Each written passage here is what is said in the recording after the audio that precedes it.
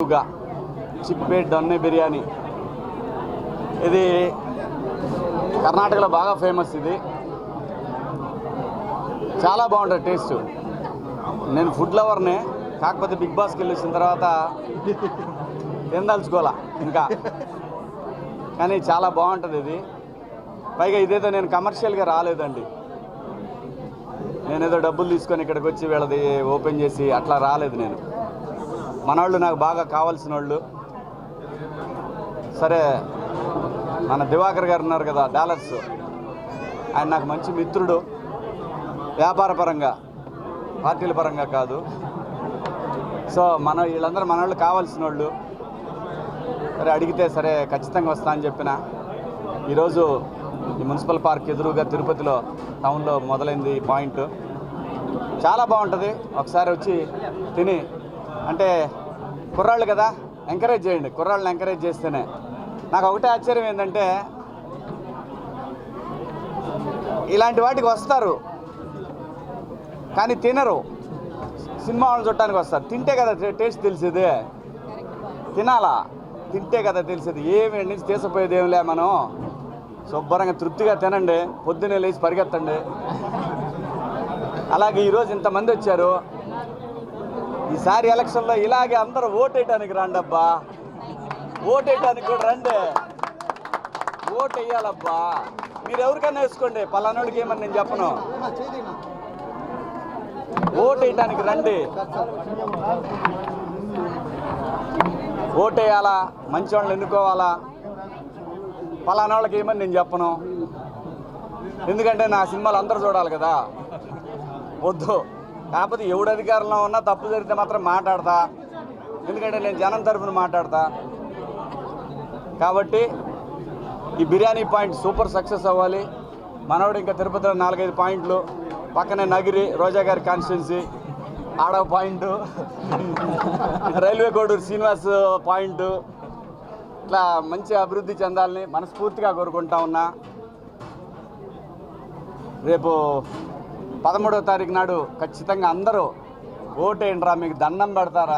అమ్మ ఒక్క నిమిషం, ఒక గంట స్పెండ్ చేయడానికి సస్తారేమే, నాకు అర్థం కాదు. అది మీ హక్కు, మీ పిల్లల కోసం, వీళ్ళందరి కోసమే మనం ఓటేసేది.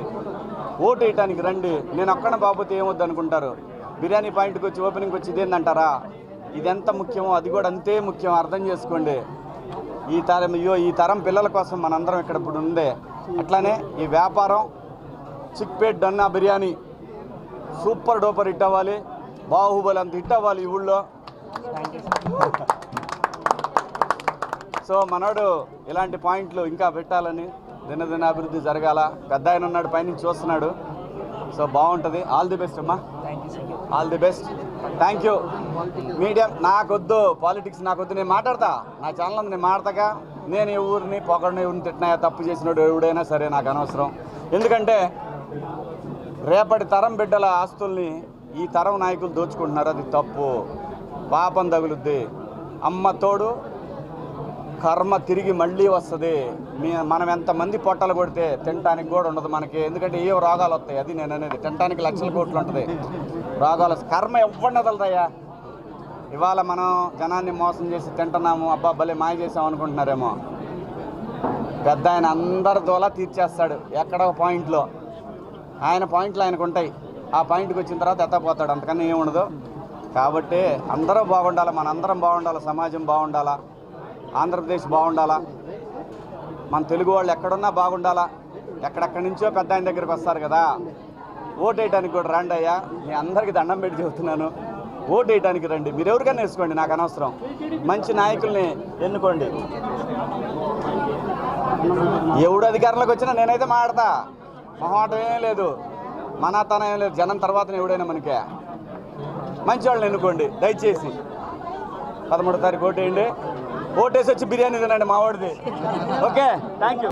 ఎవడు తెలుసు, పబ్లిక్ ఎవడు మాట్లాడేవాడు లేడు. ఇయ్యాలా ఎవడు మాట్లాడే పరిస్థితి లేదు. అందరికీ భయపడుతున్నారు, ఏ పార్టీ ఉన్నా భయపడుతున్నారు. ఎవడు వీళ్ళు, ఎవడయ్యా జనాన్ని భయపెట్టడానికి? పోలీసు వాళ్ళు భయపెడతారా? తప్పు చేయకుండా ఎందుకు భయపడతాడు? మీకు ఎవరికి తెలియదేమో, పోలీసు వాడి మీద కూడా కేసు పెట్టచ్చు.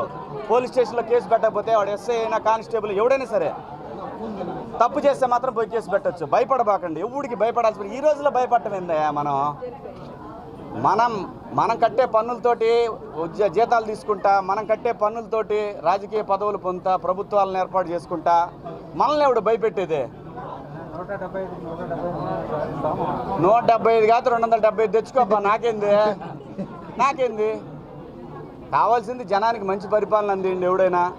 లేకపోతే మాట్లాడతా ఏం చేస్తారు? బాగైతే నా స్థలాలు ఏమైనా ఉంటే లాక్కుంటారు. లాక్కు పెద్ద ఆయన ఉన్నాడుగా, ఆయన ఇంకో రూపంలో నాకు ఇస్తాడు. నేను ఎవడిది లాక్కోలేదు కదా. లాక్కుంటాం, పీక్కుంటాం, అందరికీ దోలు తీరుస్తాడు పెద్ద ఆయన. ఊరికే నా బలం ఉందని లాక్కుంటానంటే కుదరదు. సో కాబట్టి ఎన్ని వద్దు. మనోడు చిక్పేట బిర్యానీ తినండి.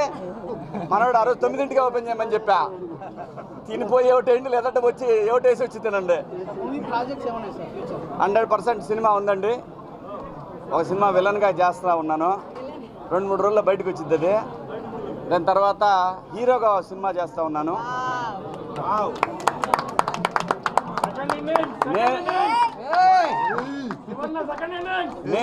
నేను లయ ఇద్దరం కలిసి చేస్తున్నాను.